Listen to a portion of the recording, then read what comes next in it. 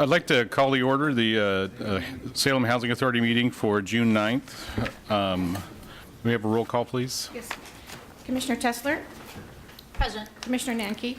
Here. Commissioner Clausen? Here. Commissioner Dickey? Here. Commissioner Rogers? Here. Commissioner Benars? Here. Commissioner Clem? Here. Commissioner Hine? Present.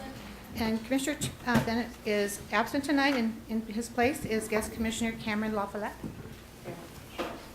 And members of the commission, because Chair Bennett is absent, we need to elect a temporary chair. And with that, I would ask for a motion. I would move Commissioner Tessler to assume that position for this evening. Second. Moved by Commissioner Nanke and seconded by Commissioner Clem. Any discussion? All those in favor say aye. Aye. The ayes have it. Thank you. Can I have a motion for the consent calendar, please?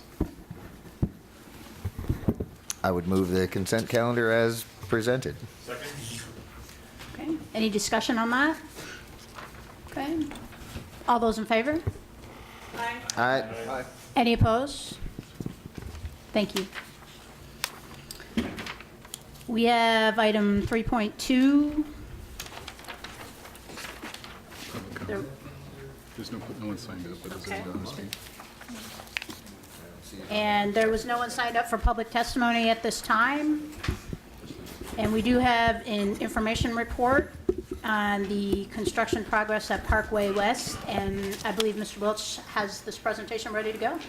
I do, thank you, Madam Thank you. Chair. I just wanted on the audit, if I might really quickly, Grace McCabe, Finance Manager from Salem Housing Authority, Cammie Austin, Lynn Pope from Marina CPAs are here, our auditors. And if you have any questions at all, obviously, we're happy to answer those questions. Good. Okay, is everyone, does anyone have questions of the auditors while they are here? They drove down especially to hear from you? Okay, and no one has questions? Okay. All right, so we'll just go ahead. It looks like everyone is okay. Thank you very much for your attendance tonight. Mr. Welch?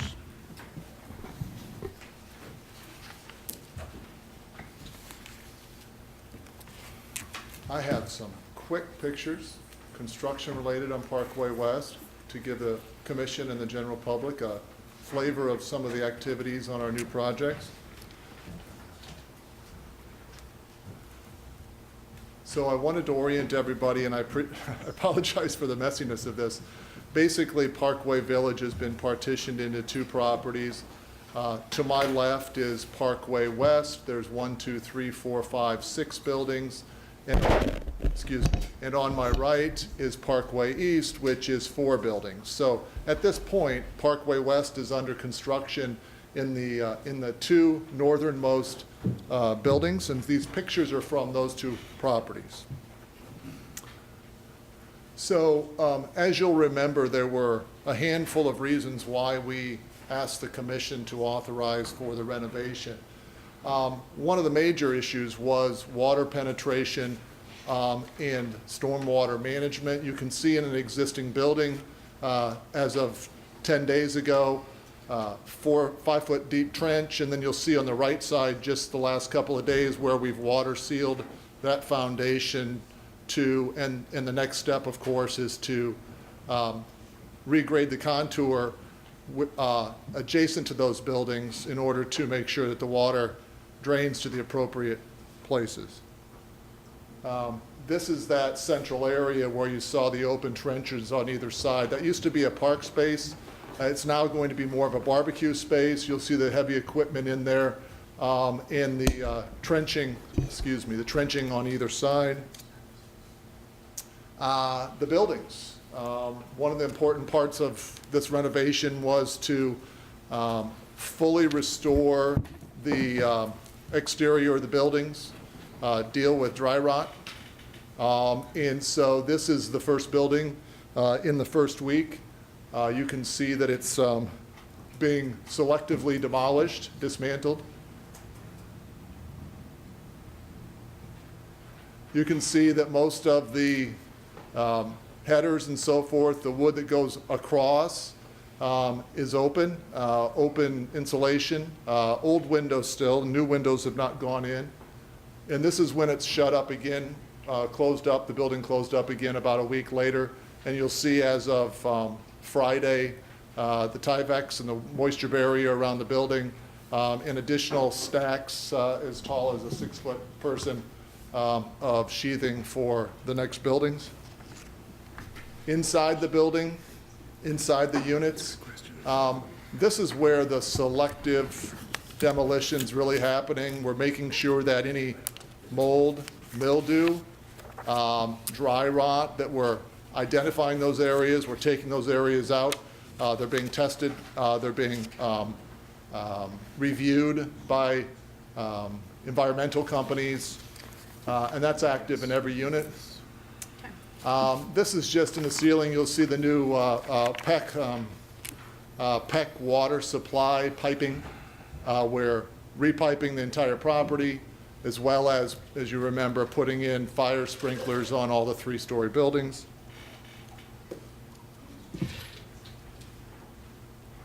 This used to be a playground. Now it's gone.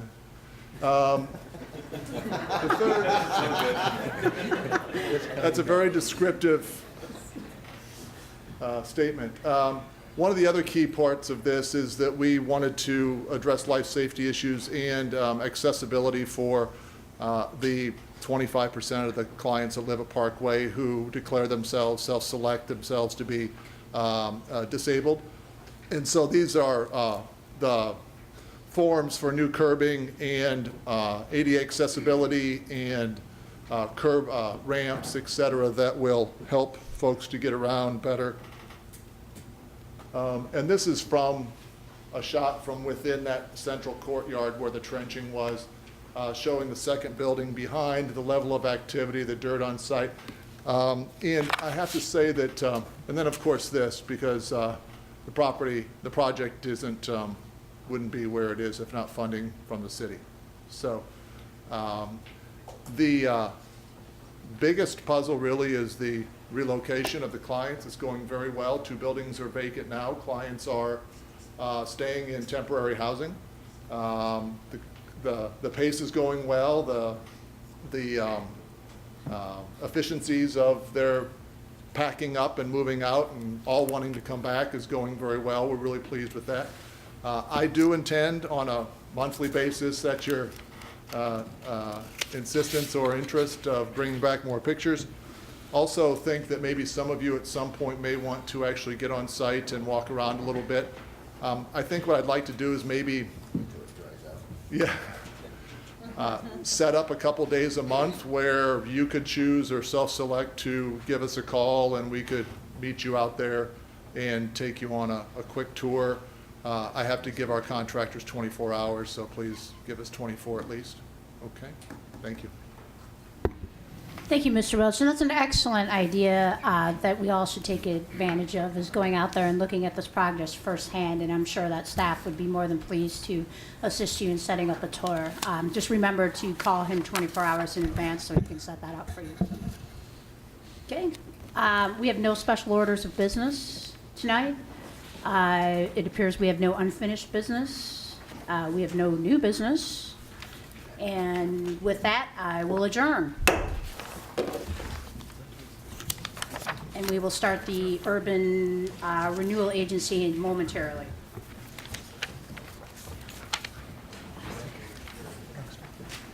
Thank you. Oh, yeah.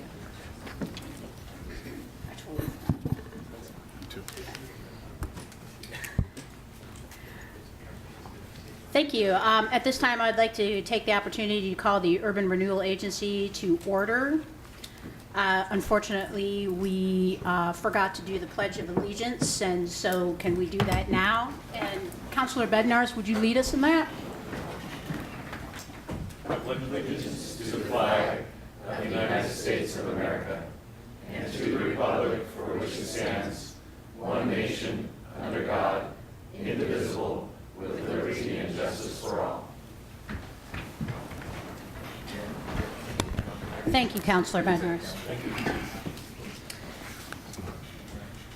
We do not have any reports. Oh, excuse me. Time to do a roll call. Board Member Bennett is absent tonight, and sitting in for him tonight is Guest Board Member Cameron LaFollette. Board Member Tesler. Present. Board Member Nanki. Here. Board Member Clausen. Here. Board Member Dickey. Here.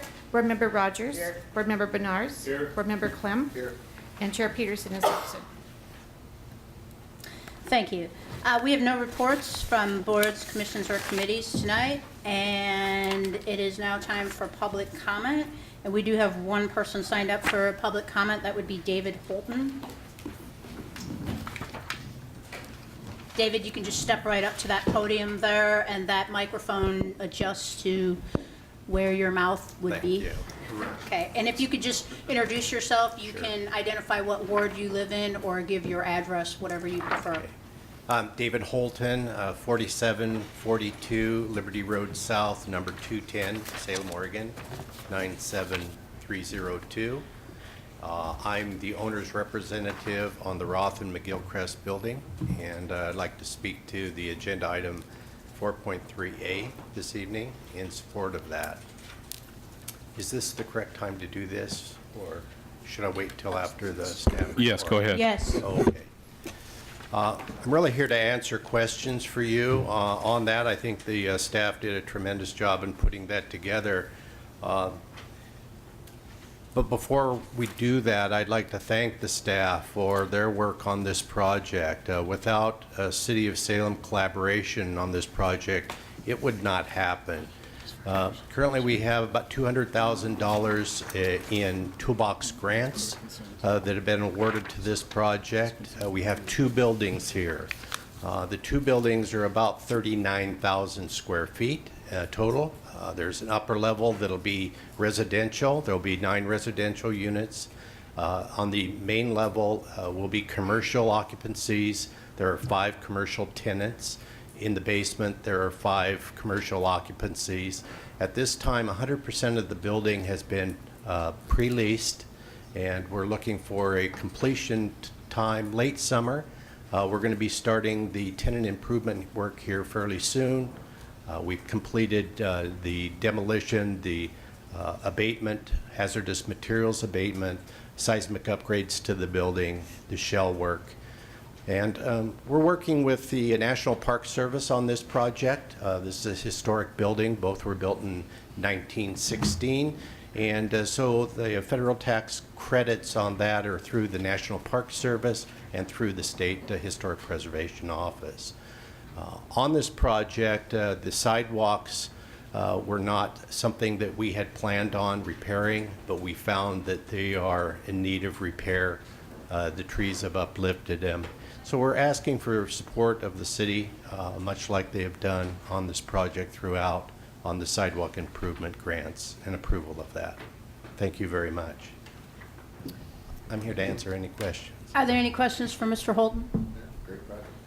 I just wanted to comment that I was really happy to see that it appeared that you were going to keep the facade, or you were restoring the outside facade. And I remember the electric building down the street and how nicely that's going to fit in with that whole area. So I really applaud you for taking the extra efforts to do that, because I know that's painstaking work.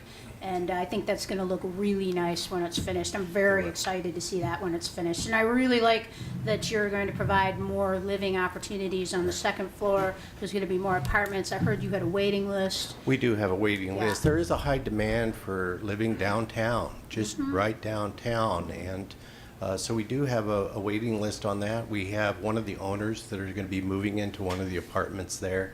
Also, that owner is going to have a business in the building. So it's owner-occupied building.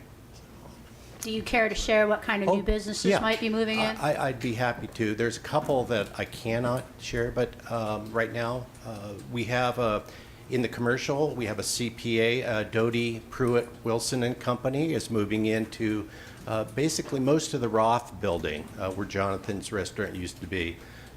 They're taking the first level and the basement. There's also a financial, AJ's Flat Financial Service that's going into the Roth building.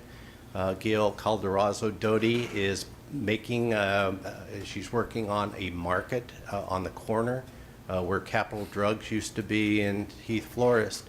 And that's it's going to be called Gale's Italian Market. And it's going to be utilizing the lower level. There'll be a conference room. We're going to make that a public conference room, so if people need conference space, they can use it. And also the first level and a mezzanine space. We have two other tenants that are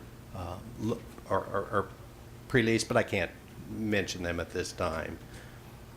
And each tenant is going to be taking the basement space under their space. So I know basement space is really hard to lease here in Salem, but we've given some good rates, and they're willing to take that. So it's really nice to have the complete building pre-leased. Okay, that sounds great. We really look forward to seeing that when it's completed. It'll be excellent.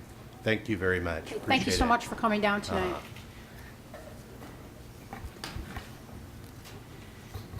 Okay, we had an information report. There was no questions on that. No special orders of business. Consent calendar. Motion for the consent calendar. Oh, can I have a motion for the consent calendar, please? Madam Mayor Pro Tem, I would move the consent calendar. Second. Okay, any discussion on that? All those in favor? Aye. Any opposed? So, no information reports, no special orders of business, no unfinished business, no public hearing, no new business, and with that, I will adjourn.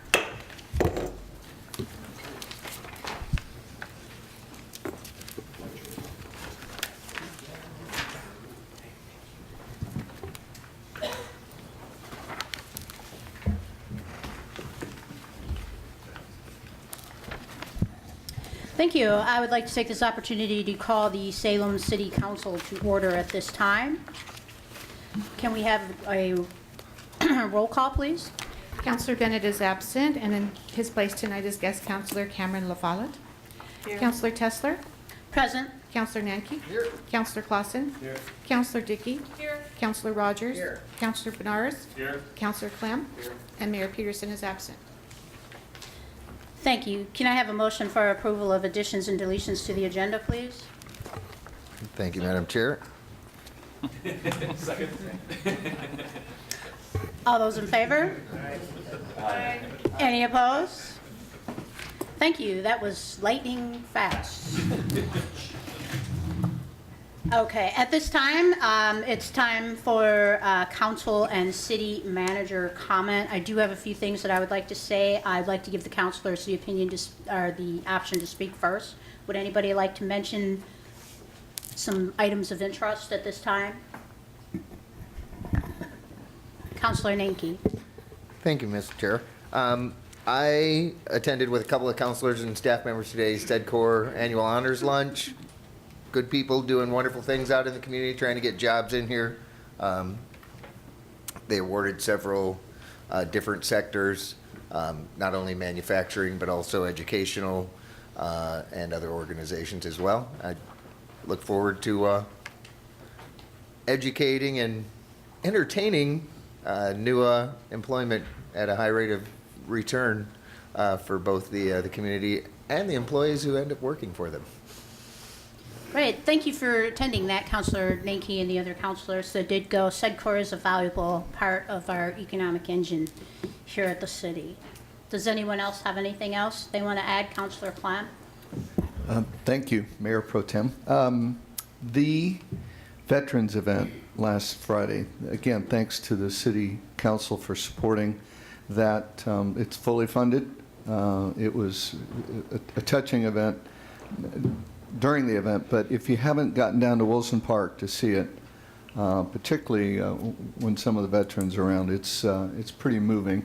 It's a reflective place. It complements the park very nicely, and it's in addition to our wonderful park facilities that it wasn't really very used very much, and previously years ago it was flower beds, but it's even more attractive now. So again, thanks for that. And then just a reminder, June 11th, 4 to 6 p.m. is for members of the public. It's a public forum on the Salem River crossing.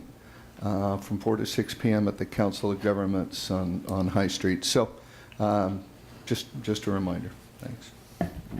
Okay, thank you for that, and I also enjoyed all the historic planes that were flying overhead. It was interesting to look up and see a Japanese Zero flying overhead on Friday, so that was a very interesting aspect of that as well.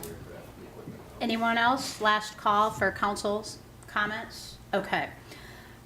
This weekend, we had a tragedy in our police department. Unfortunately, police officer Kelly Padrick passed away on Saturday. He was assigned as a school resource officer, and he worked primarily at North Salem High School. That's always a sad thing when one of our department people or anybody who works for the city passes away. So I know that we can express our sympathies and our sadness to his family at this occasion, but I just wanted to mention that. Also, last week I attended an event at South Salem High School for the AVID class of 2014. It was for the 1,000 souls. It actually started out as 100 souls, and that's souls as in S-O-L-E-S, not the other kind. And they had to change the name from 100 to 1,000 because they had 100 by the time they started collecting shoes. This class, which wasn't a very big class of individuals, went out into the community and did an amazing amount of fundraising and collecting of shoes, and just really, they did something that a lot of people accuse our younger people of not doing, which is they thought about someone else than themselves. And to me, that was really a gratifying thing to see. And they also made arrangements so that the sophomore AVID class can carry on the tradition for the next 2 years because they were concerned about the tradition dying out with them graduating. And I was just very, very heartened to look out upon all of the young people that were graduating from South Salem High School, but especially this group of people who really went out and experienced some homelessness in their community and realized it was about them as well. The last thing that I'd like to mention briefly is that there's been a lot of talk in the community about the library. And I think it's a good thing to mention to the community, and I'm very happy to see that people are very concerned about the library because we love our library. We are passionate about our library, and rightfully so. And I just want to express that the library is not being moved out of the building to accommodate the police department. That is not happening, and it's not going to happen for a very long time if it even happens at all. Because there are a number of things that have to happen before that could even happen, and we are very concerned about like for like. A new building would have to be built. It would have to accommodate the library. It would have to be a nice new library that would provide those services to the community and possibly even provide a little more service to the community. It's very expensive to build a new library. We would have to pass a bond in the community. The community would have to join us in support of building a new library. All of these things have to happen before anything happens in the library.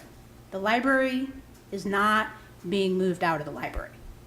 The police department is not being moved into the library. And I just want to make that real clear to everyone in the community that that is not happening.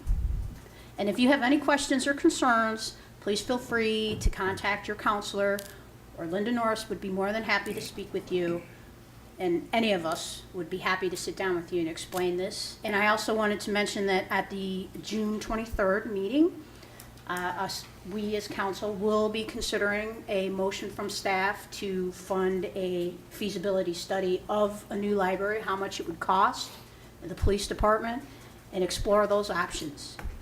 We as elected officials do have the responsibility to explore all options that are presented. And that discussion about moving the police facility was exactly that. But it was a discussion. It was not a fact. So I just wanted to touch base with the community and everyone else about that at this time. Does anybody else want to have any discussion? Okay, great. Okay. Public comment?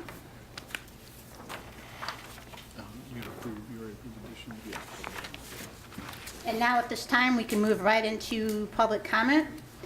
And unfortunately, I have a yawningly empty public comment list, which has no names on it. So at this time, we do not have any public comment. Is there anyone in the chamber who would wish to speak at this time? Now is your opportunity to trot up to the microphone and do that. Okay, thank you. May I have a motion for the consent calendar? Madam Mayor Pro Tem, I would move the consent calendar Thank With- you. All those, with no polls, just as a clarification. yes. All those in favor? Aye. Any opposed? Thank you. Moving right along into action items. Public hearings. Public hearings, we're good. That's Okay. for consent. Straight to hearing. Excuse me, moving right along into public hearings.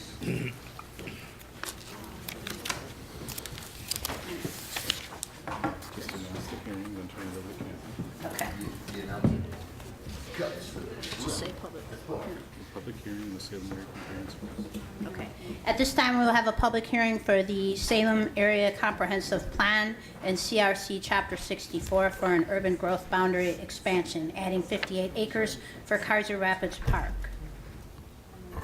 The Salem City Council will now hold a public hearing for the purpose of considering adoption of ordinance bill number 914, amending the Salem Area Comprehensive Plan, expanding the urban growth boundary, a component of the Salem Area Comprehensive Plan, and amending SRC 64.005. Failure to raise an issue in the hearing in person or by letter, or failure to provide statements or evidence sufficient to afford the decision maker and the parties an opportunity to respond to the issue precludes an appeal to the Land Use Board of Appeals on that issue. A similar failure to raise constitutional issues relating to proposed conditions of approval precludes an action for damages in circuit court.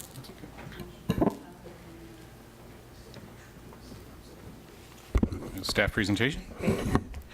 Good evening. My name is Lisa Anderson Ogilvie. I'm the Urban Planning Administrator, and I'm here tonight to present proposed amendments to the Salem Area Comprehensive Plan and Salem Revised Code Chapter 64.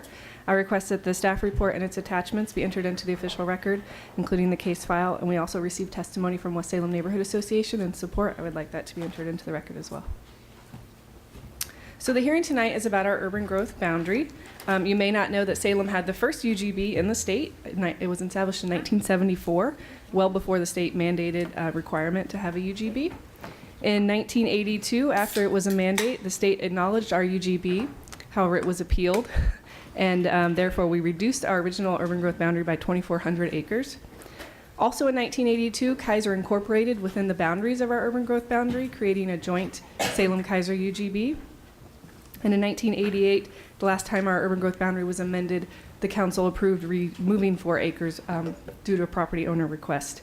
So this is our urban growth boundary. It's shown here in red, and Salem's city limits are in white, and the outline is in green, and you can see Kaiser in blue. And again, this urban growth boundary hasn't been amended since 1988. So the request tonight is to amend our comprehensive plan, and that's because our urban growth boundary is one of the components that make up our comprehensive plan. Other components include our comprehensive plan map, parks master plan, transportation system plan, and our neighborhood plans. So if you approve the amendment tonight, you'll be amending the legal description of the urban growth boundary, which is part of the comprehensive plan.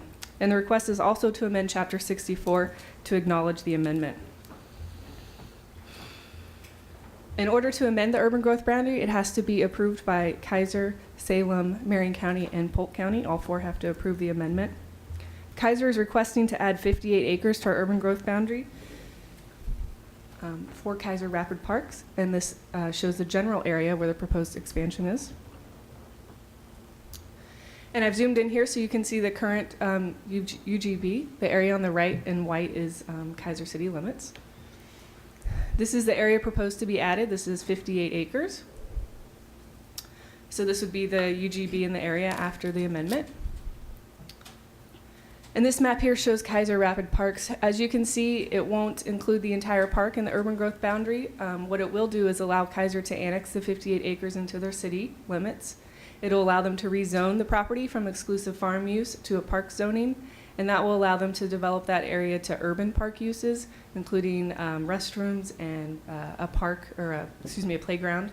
And the rest of the park will still be outside of the urban growth boundary, and it will not be able to be used for urban development.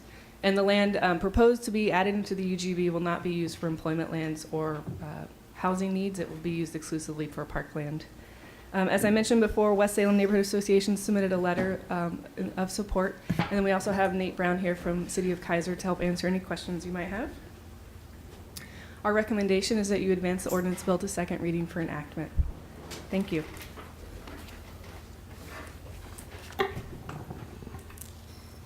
Thank you. Excellent presentation. Okay, this is the time for public testimony. Unfortunately, no one has signed up at this time. Do we have any neighborhood representatives here tonight? Okay, you did notice that there was a letter from West Salem Neighborhood Association, and I'm assuming that you read it. They are in support of this. And do we have anyone from the public who would like to testify on this matter? I would like to ask if Nate would like to come up and address this issue, our fellow counselor from the City of Kaiser, and just kind of speak to this. Would you, you wouldn't mind, would you, Nate? No, not I don't think you have to tell us what ward you live in. well, I could, but no, this is a special purpose expansion. What we're dealing with is simply to try and include all of the property. We've actually acquired 38 acres, which we had to change our city limit line to include, so that's part of this 58 acres. We did that with the proceeds of the sale of property that was acquired through an urban renewal district. So it was very beneficial, but again, it's zoned EFU, exclusive farm use, and so with the current interpretation of what that means, the only thing that we could develop in that park would be trails and maybe a picnic bench or two. So our desire is to move that UGB line so that we can zone it as a park land use, and we can develop it with a typical urban kind of park that would allow us to generate play fields and other things.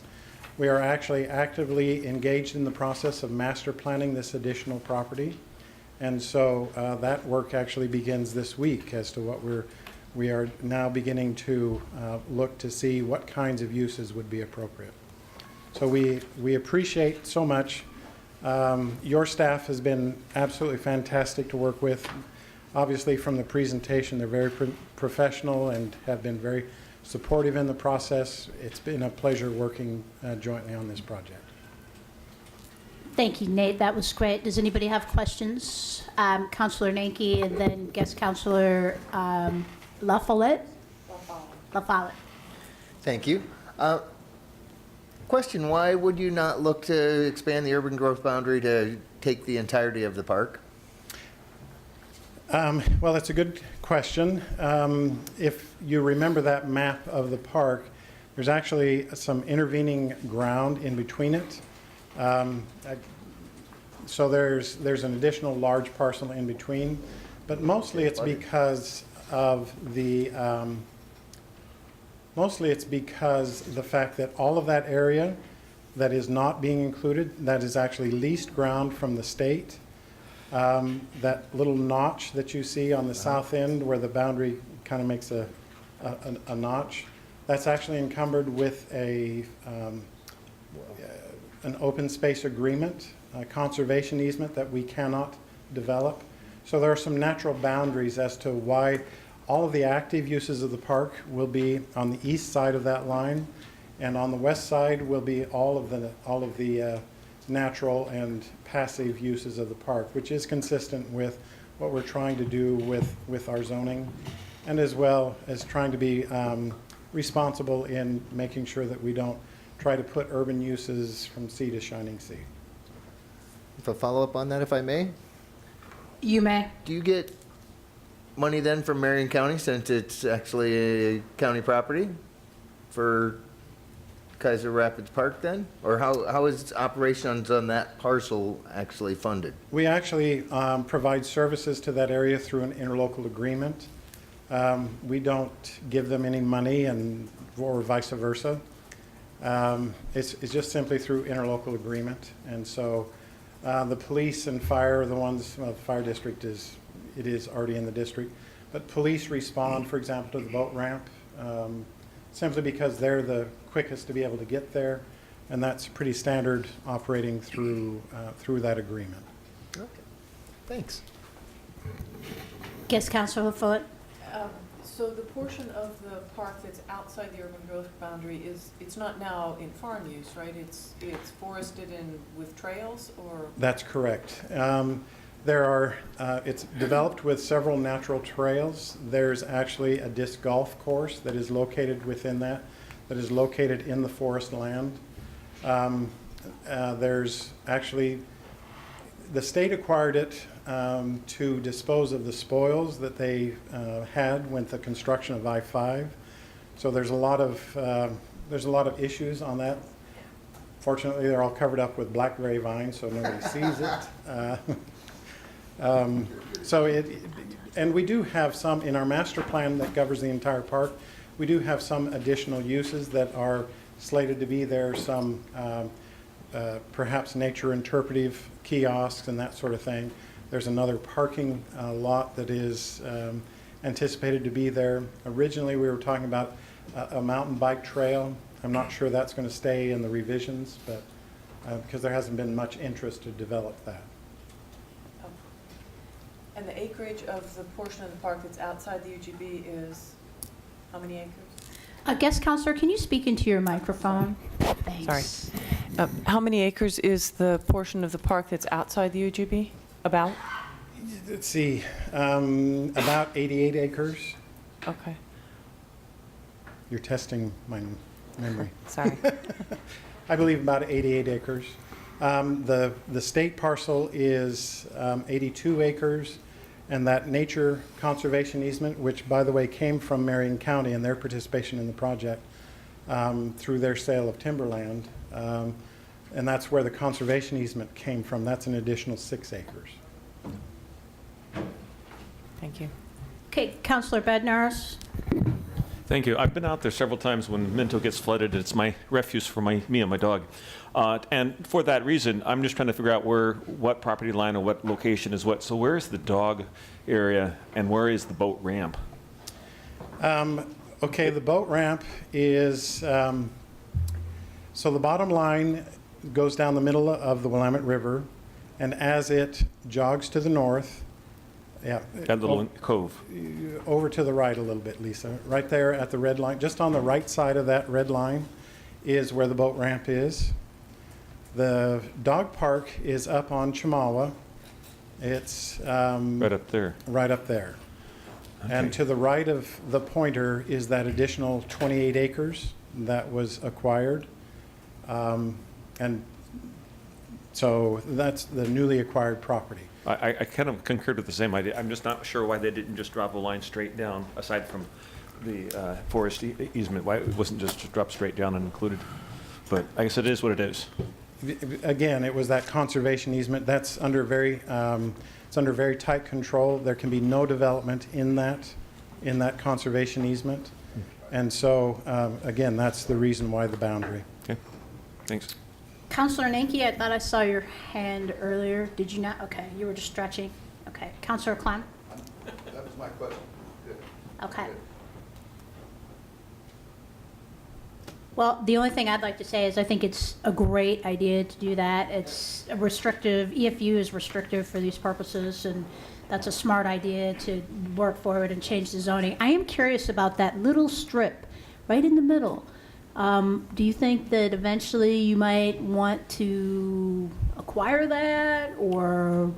Sure, we would love to acquire it. It's just a matter of funding and a willing property seller. Currently, the property owner is not willing. The reason you see that little notch there on that UGB line is because that was a willing seller, and that was acquired by the city 5 years ago. And so that's the reason it got included, is because that property owner was willing to sell. Okay, And we sounds had the good. money. Any more questions for Nate before we let him out of our grasp? Okay. Thanks again for coming, Nate. Appreciate it My greatly. pleasure. Okay, and now it's that time for questions of staff. Did anyone, counselor, have questions for staff on this issue? Okay. At this time, I am going to close the hearing. May I have a motion, please, Mr. President Pro Tem? Thank you, Madam Mayor. I would move that City Council advance ordinance bill number 9-14 to second reading for enactment. Second. All those in favor? Oh, Any opposed? aye.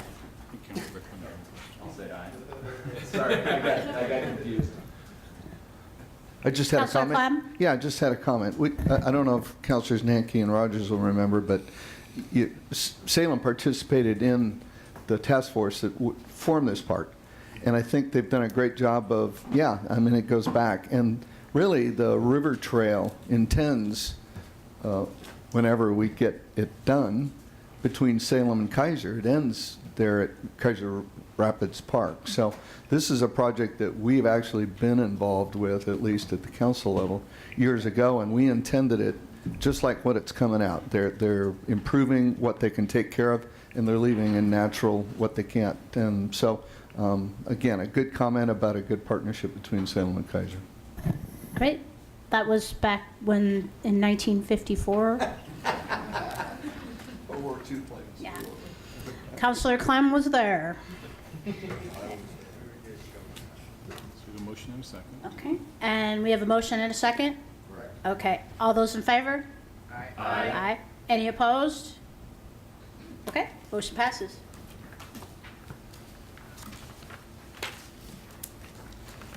Okay, and at this time, we will have another public hearing, which is setting the land use fees and charges for the Planning Division and the Public Works Department for the fiscal year 2014 to 2015. Will the recorder please introduce? The City Council will now hold a public hearing for the purpose of considering adoption of Resolution Number 2014-31, setting the land use application fees and charges for the Community Development Department Planning Division and Public Works Department for fiscal year 2014-15. Failure to raise an issue in the hearing in person or by letter, or failure to provide statements or evidence sufficient to afford the decision maker and the parties an opportunity to respond to the issue precludes an appeal to the Land Use Board of Appeals on that issue. A similar failure to raise constitutional issues relating to proposed conditions of approval precludes an action for damages in circuit court. Thank you, and at this time, we'll have a staff presentation from Mr. Nider. Is that correct? That is correct. Right. Take it away. Good evening. My name is Christopher Nider. I'm the Management Analyst in the Community Development Department, and I'm here tonight to present on item 4B, setting land use fees and charges for the Planning Division and the Public Works Department for the fiscal year of 2014-15. At this time, I would like to have the staff report, attachments, files, and 2 letters of support entered into the record. This is our annual request to council for setting the land use fees for the new fiscal year. During the course of the last fiscal year, the department has worked hard to complete the update of the Unified Development Code and met with stakeholders to approve a 5-year cost recovery plan. The resolution before you tonight includes a 6.58% increase to the Planning Division land use fees in order to move from approximately 40% cost recovery to a 50% cost recovery over the next 5 years, as well as including the changes proposed in the newly adopted Unified Development Code, which resulted in the creation of new application types and the renaming or removal of others. The adoption of land use application fees is a land use decision requiring notice and public hearing consistent with state land use laws and statewide planning goal number 1 of citizen involvement. The City Council's public hearing tonight meets this requirement.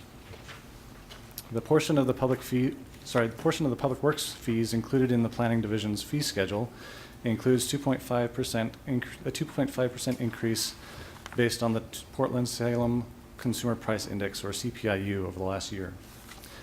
Lastly, you should have copies of 2 letters in support of the Planning Division's 50% cost recovery fee increase, and they are from Mike Erdman, Chief Executive Officer of the Home Builders Association, and Jocelyn Pollock, the Land Use Chair for the West Salem Neighborhood Association. This concludes my presentation. Thank you. At this time, we will do public testimony. Is there anyone here from a neighborhood organization? Okay. And I believe there is someone here from the public. Councilor Shipman, why don't you step up to the microphone there? I think you know the routine. You can tell us what ward you live in, though. Thank you very much. Good evening, Madam Mayor Pro Tem and members of the City Council. My name is Mark Shipman. My home address is 3245 Sunridge Drive, South Salem, 97302. I'm here this evening in my individual capacity, and I live in Ward 7. I'm here this evening to speak in support of item 4B. I've worked with city staff and others in evaluating the proposal, and that has become Resolution 2014-31. I feel it's fair both to the city and to users of the planning department and their services. The efficiency of your planning staff is tremendous, and you need to know that. In addition, Glenn Gross and his team in the planning department provide outstanding customer service to those of us in the community, and I wanted to also acknowledge that this evening as well. Thank you for the opportunity to speak. I concur with the letter that Mike Erdman from the home builders submitted earlier, and I respectfully request that you move to approve staff recommendation on Resolution 2014-31. Thank you very much. Thanks for your kind words, Mark. And I might also add that we love our planning staff. I have a sticker that says, "I heart planning staff." And, you know, I can just think of the thousands and thousands of hours that planning staff has spent explaining very complicated things to me and to, I'm sure, members of the public. And I have observed their customer service firsthand. They helped me out with an issue on my own property that was very complex, and I really appreciated the person on the other end of the phone. And I have talked to other people who have been very, very happy with the service that they have received. And I know that you use our services quite a bit, and it's nice to hear that from the community and also from Mr. Erdman as well, who also uses our services quite a bit. So I'm very, very happy to hear that. Thank you. Does anyone else have any questions for Mr. Shipman before he slips away? Okay. You can escape now. Okay. Okay, does anyone have questions for staff at this time? Councilor Nanki. Thank you, Mayor, Madam Pro Tem. The 6+%, is that estimated to be the same and compounding over the next several years then to reach that 50%? Yes, it does compound, and so it does slightly change from 6.5 slightly lower to about 5.5 in the 5th year out. Okay. I didn't know if it Due to was compounding. going to be 6.5 every year for them or whether or not it would ramp. So Yep. nice to see that they're willing to pay us extra money. Seems strange. But, you know, we're well within regulations on what we can actually, you know, bill if we wanted to, so. Any more questions? Okay. Mr. President Pro Tem, I would ask for a motion. I'll close this hearing at this time. Very nice. Thank you, Madam Mayor Pro Tem. I would move that City Council adopt resolution number 2014-31, setting land use fees and charges for Planning Division in the Public Works Department. Okay. Any discussion? Yes, Councilor Rogers.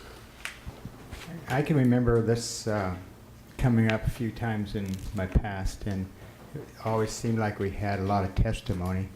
And so what I'd like to do is thank staff for your proactive work that you do in bringing the stakeholders in and explaining what we're trying to do and finding their support before we have a contention down here. I just remember before Mike Erdman even came along what it used to be like when we had these kind of issues. So I just like to thank you for your proactive work.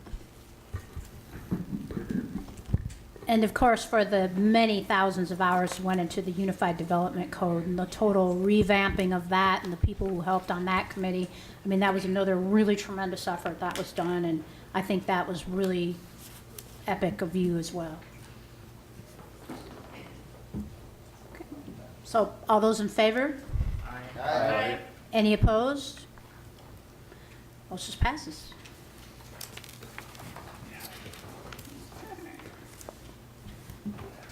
We're at special orders of business, which there is none. And we are also unfinished business. We have no unfinished business, which is a good thing. We have some information reports before you. There are 6 of them. Does anyone have any questions on them, or one of Councilor Bednar's? I appreciate the staff coming back. I had some difficulty understanding the expenses that we were putting in to the elevators and the parking structures, and the report did help fill in some of those blanks. I still question the need as to the majority of the renovation. I don't doubt that it needed to be done, but to the extent of which it was done, and that the report shows where the dollars went. I'm sure they were spent well on that, but it still upsets me, I guess, basically, that money's being put out like that at this time. So thanks, and thank you for the report. Okay, Councilor Clausen?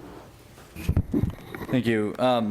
Question about the administrative rulemakings, 7E and F, specifically 7F. I'm assuming Mr. Fernandez will field the question. What is the process of this? I was trying to kind of wrap my brain around it, and honestly didn't probably read this as closely as I should have. Just real quickly, briefly, when could we expect to see, on specifically say 7F on stormwater rate credit program, when could we see something out that might incent people to activate some of these, or come in and look at trying to get some incentives for what they've already invested in their stormwater systems? Yeah, sure. Thank you, Councilor Peter Fernandez, Public Works Director. What this rule does is it establishes the program. These are the ENF are the ancillary programs to the stormwater utility.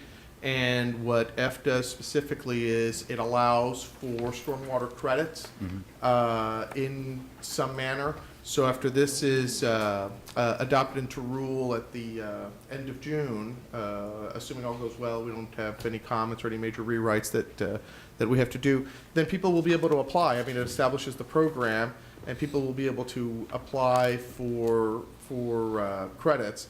Now, in terms, if you want more detail as to how the program works, Robert Chandler, my deputy director, is here, who actually wrote the rule and is an expert in the area. But this basically establishes the methodology so that primarily commercial development can come in and create,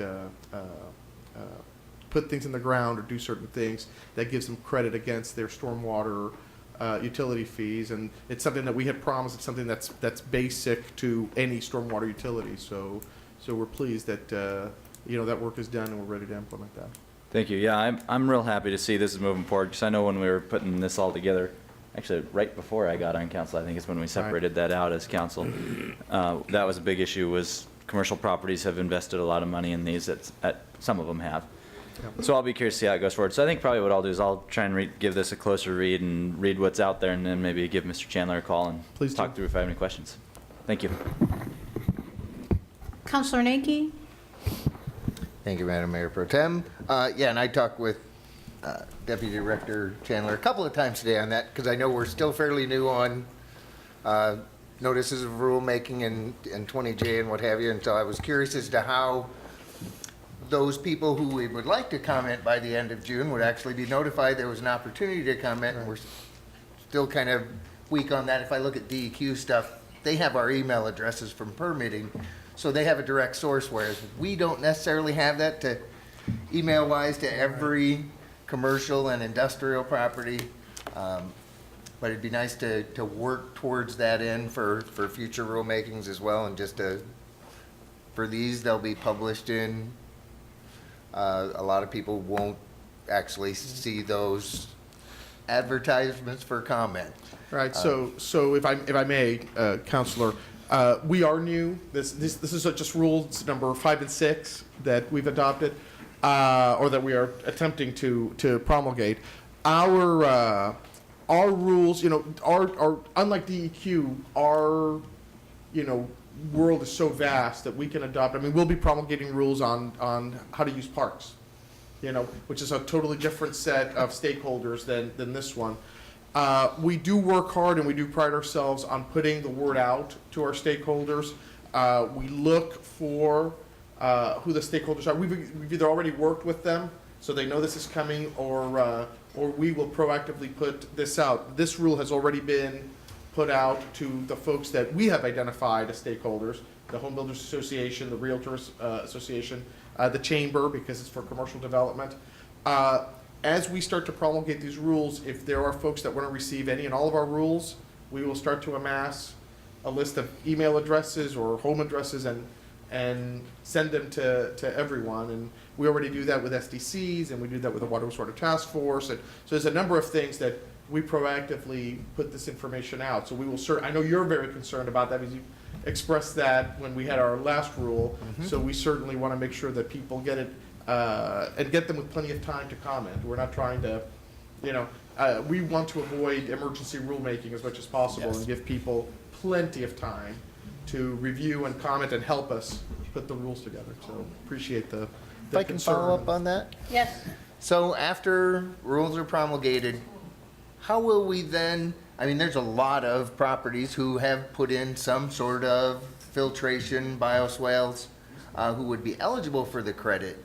How will we let them know they should actually do that? We're not going to go out and say, hey, here it is, there's a credit potential for you there, why don't you turn in the paperwork? I think what we will look at is at some point putting out something in the water in the bills? bill, putting something, we do the annual water quality, the Consumer Confidence Report is an annual report that we put out. So I think there's a couple of ways to alert people that this is available, and it's very simple to put something on the bill or put an interest, says look it up on the website if you're interested. So we can get the word out that way so folks have it. We want to provide folks with any opportunity that they have to apply if they want to do it. I will tell you, it's not easy.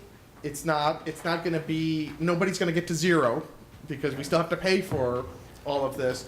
But if we have folks that really want to put in the effort or have put in the effort and qualify, then we want them to know about it, and we want them to go ahead and apply and take their credit. Excellent. Thanks. Okay, Councilor Clem, and then Thank you. And I just want to follow up on that last point.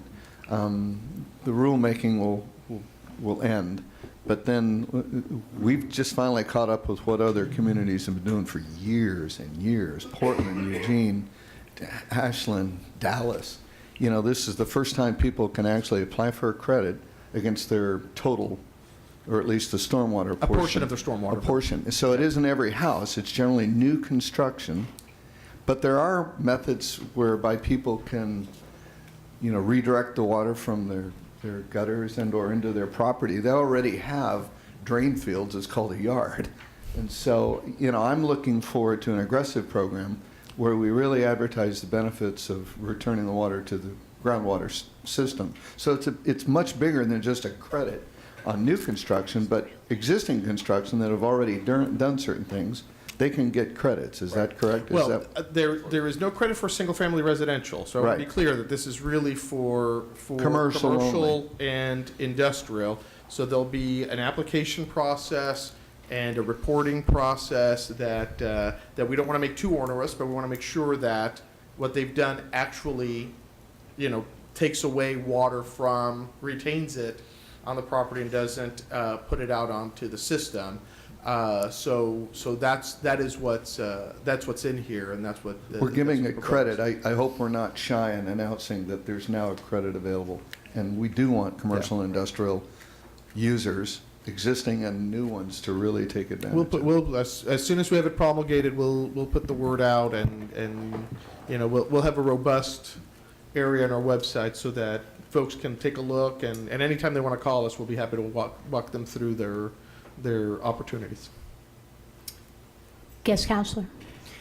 Thank you. A program like this is always helpful, but also somewhat chancy sometimes because it rains a lot. I mean, not now, but sometimes. So just a question based on my ignorance, my apologies. Is this proposal based on either a model rule or ordinance already out there, or based on kind of a best summary of what other communities relatively nearby have been doing, so that we have some experience in doing it right in an area where it rains a lot? Dr. Chandler's going to respond to that question. Hi, Robert Chandler. I'm the Assistant Director of Public Works. It's a fine question. Different jurisdictions handle rate credits differently for stormwater, and this is a hybrid and a good blending of a variety of different ideas. It uses a very basic approach that looks at the type of facility, whether that facility addresses water quality or stormwater quantity, and the amount of impervious surface that flows into that facility. And then we took a very basic approach and said either the facility is really good, kind of medium, not so effective, or zero effectiveness. Factor those things in as a multiplier, and you get a credit, a reduction in your stormwater rate. That reduction is applied specifically to the amount of your rate that goes toward the impervious surface charge. There's a base charge, there's a pervious surface charge, and the amount that's directly related to our programs for stormwater quality and stormwater quantity. This is kind of a long answer on how it's done. We use some of the other jurisdictions on their removal and performance efficiencies. We looked at some of the existing literature. Wherever 2 or more stormwater professionals are gathered, you get 3 or more opinions about how good a facility is. So that we're starting with this. And we've been using this, a draft version of this as a pilot. The word is out to a lot of the non-single family properties, and we have 2 properties. We're about ready to finalize their application for it, using this as a pilot. Now we have it, hopefully within a few weeks, finalized. Good question. Madam Mayor? Just one follow-up question there. So how will we inspect or ensure that when a property has applied that they aren't just applying and hoping that we don't send an inspector out there to check out what's really happening on the ground? One of the steps in the protocol is before they're eligible, we send an inspector out from our operations department to make sure that it is what it is, it does what it says it does, and it's properly operated and maintained. Okay. And if we find out that a property owner is not properly operating and maintaining it, we have the authority to withdraw the credit. That's an important part of it, yes, of ma'am. course. Yeah. Thank you. Any more questions at this time? Okay. Thanks. Thank you, Dr. Chandler.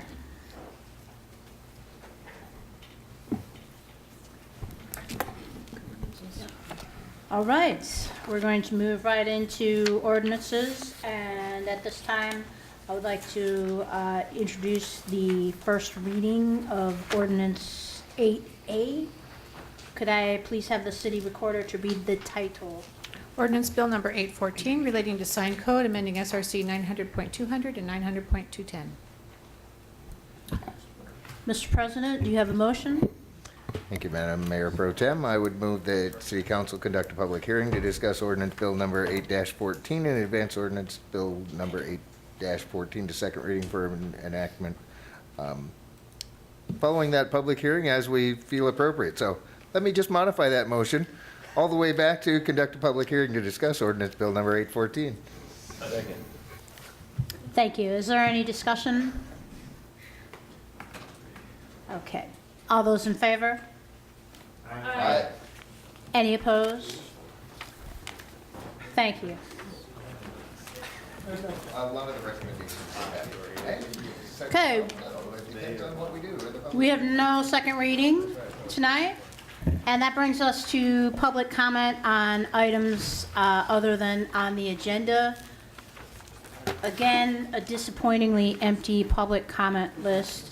Is there anyone in the chamber at this time who wishes to give public comment? Please step forward to the microphone. Yes, you are. Why don't you step right down to the microphone? Okay, you need to come down to the podium here. Right there. Right there. And then Mr. Fernandez is going to help you with the microphone. And then you're going to see 2 lights in front of you. There is an orange light that will blink that indicates you have 30 seconds left. And then the red light is time to be quiet. Where's Mr. Fernandez? Right sitting next to you. Okay. I've asked to speak to you about being able to camp in the public Could you parks. please give us a name or an address? I'm please? Catherine I. Morris. I have pending charges of attempted assault on an officer and resisting arrest when I had a rifle pulled in my head at the Bank of America. And I'm being stalked by Chantal Zen and Ginger Floyd with noise harassment and stalking and affective disorders all throughout this nation, and particularly in the city and state. I've informed the governor, KITS officer, and the Oregon State Hospital. Anyhow, I'm the Houseless Representative of Oregon, and Tina Kotick, as the Speaker of the House, is participating in a stalking campaign. So, can't get it out in 30 minutes, but I'm asking for mercy and help from the city to not allow the nation to unfold and to become victim to mass destruction by a gang of lesbians wanting to stalk my reproductive system. To ask quickly, I've asked to have the director of the parks grant me to camp in the parks with special permissions, because electronics tap into the circuits into the homes and have forced me out of residence all over the nation. Too much more to ask. If you feign ignorance to it, or you blatantly lie about it, or use code words such as good luck, you might be victim of unknowingly third-party communications and conspiracy and coercion to corrupt the government. That's my situation. It's very serious. I've considered fleeing the nation, but I am a convicted felon, and I'm trying to work with the government before I resort to a choice of evil defenses. I have a meeting with 3 p.m. with the city manager on Friday, and I spoke with the chief of police. And President Obama says he is a victim of domestic terrorists in his own nation. So the federal government is looking for help, and I think that the city should do anything and everything in its power to hold victims of crime and victimizers accountable for their actions, and maybe take some local action to affect the whole nation. Maybe I can speak with the director of parks later about being able to lay down without having the police come and pull a shotgun at my head and tell me that I'm a criminal. I know, that's much, but that's what I have to offer for 30 minutes. Any questions? Okay, are there any questions? Yeah, Councilor Nanki. So you're looking for a permit to actually camp inside of normal city parks? Is that? It's not really what I want, but I've tried to ask for office spaces from about 10 places. I'm a victim of what we call criminal interference of residency. And I was in an apartment, but the city manager neglected duty, and I asked for investigation. I called the police out, and they wanted to claim that I only had a mental health issue, and all the voices and noises and barkings and electronic frequencies were only in my head, and threatened continuously to put me on medications again after being forcefully medicated twice in the state hospitals from Department of Human Services. So I'm the youngest of 12, and they're stalking my fertility and reproductive system, and have forced me to be victim of the government when I stood up and protested sexual harassment. So yes, temporarily, I asked to have a special permit, as the director can grant, to sleep somewhere in the parks without having the police be called and tell me that I need to get up and leave, has been the case pretty much for the past 6 months. Excellent. I look forward to hearing from staff the results of your communications with them. I mean, it takes more time to communicate more effectively, but 30 minutes is long past. Okay. Thank you. Thank you. This is my first time in, so it's new for me. Hey, thank you for coming down tonight. Okay. Anyone else want to testify? Okay. That brings us to new business, of which there is none. Mayor's item, I already spoke to that. Is there any more councilor items? Which I believe people have already mentioned. Anything that anybody wants to bring up at this time before we depart? Okay, with that, I will adjourn the city council meeting. Nicely done. I was